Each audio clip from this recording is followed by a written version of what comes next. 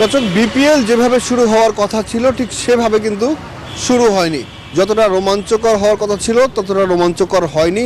মাঠের খেলায় বড় স্কোর হলেও মাঠের বাইরে কিন্তু তৈরি হয়েছে নানা উত্তেজনা। বিশেষ করে দর্শকদের টিকিট নিয়ে যে অভিযোগ, সেই অভিযোগ কিন্তু গুরুতর।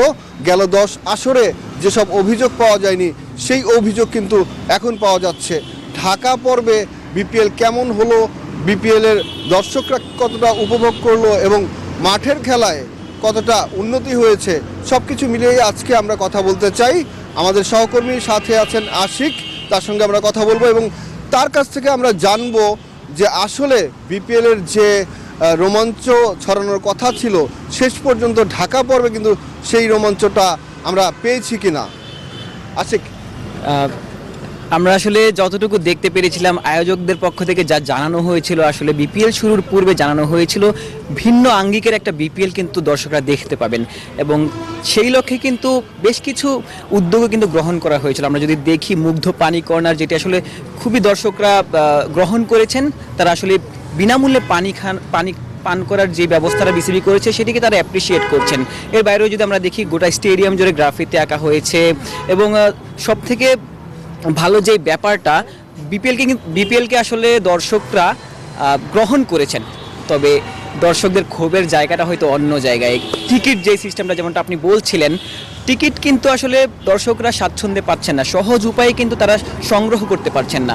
আমরা যদি দেখি বিপিএলের শুরুর দিনই কিন্তু দর্শকরা টিকিট না পেয়ে তাদের হতাশা কিন্তু ঝেড়েছেন, যেটি আসলে এই শেরেবাংলা জাতীয় ক্রিকেট স্টেডিয়ামে কখনোই ঘটেনি। সেটাই কিন্তু আসলে দর্শকরা ঘটিয়েছেন। যেই মেইন গেট, সেই মেইন গেট কিন্তু তারা আসলে ভেঙে দিয়েছিলেন এবং এর ধারাবাহিকতায় কিন্তু বিসিবি আরও একটি উদ্যোগ নিয়েছিল। দুটি অস্থায়ী বুথ কিন্তু তারা স্থাপন করেছিল, একটি মিরপুর 11.5-তে এবং আরেকটি এই স্টেডিয়ামেরই 5 নং গেটের পাশে। তবে সেই বুথ কিন্তু আজ জ্বালিয়ে পুড়িয়ে দিয়েছেন সাধারণ দর্শকরা এবং সেটাও কিন্তু টিকিট না পেয়ে। এবং টিকিটের ব্যাপারে যদি কথা বলতে চাই, দুদিন আগেই যেই সরকারের পক্ষ থেকে, ক্রীড়া মন্ত্রণালয়ের পক্ষ থেকে আসলে জানতে চাওয়া হয়েছিল বিসিবির কাছ থেকে, বিসিবি সভাপতির কাছ থেকে আসলে কারণ জানতে চাওয়া হয়েছিল, যেমনটা গণমাধ্যমের খবর। তবে সেখানে কিন্তু টিকিটের ব্যাপারে সুষ্ঠু একটা উত্তর না পেয়েই কিন্তু তাদের পক্ষ থেকেও একটা আক্রোশ আসলে রয়েছে এই বিসিবি সভাপতির উপর। তো যতটা আসলে যেমনটা আয়োজকদের পক্ষ থেকে বলা হয়েছিল অন্য ভিন্ন আঙ্গিকের একটা বিপিএল দর্শকরা দেখতে পারবেন, শুধুমাত্র টিকিট সিস্টেমটার জন্য টিকিটটা আসলে সহজে দর্শকরা না পাওয়ার কারণে এই বিপিএলটা এখন পর্যন্ত খানিকটা প্রশ্নের জায়গা আসলে ক্রিয়েট করছে।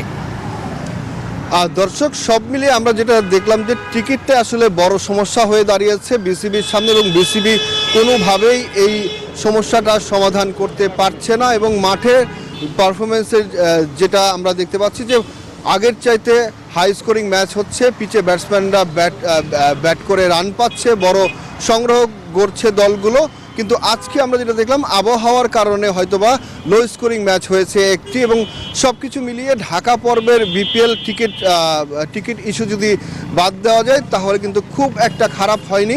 সামনে হয়তোবা আরও জমজমাট হবে। আমরা আশা করছি সিলেট পর্বে বিপিএল আরও জমে উঠবে এবং সিলেটের দর্শকরা খুব সহজেই বিপিএল উপভোগ করতে পারবেন এবং খুব সহজেই টিকিট সংগ্রহ করতে পারবেন। সেই রাস্তাটা বিসিবি নিশ্চিত তৈরি করে দিবে।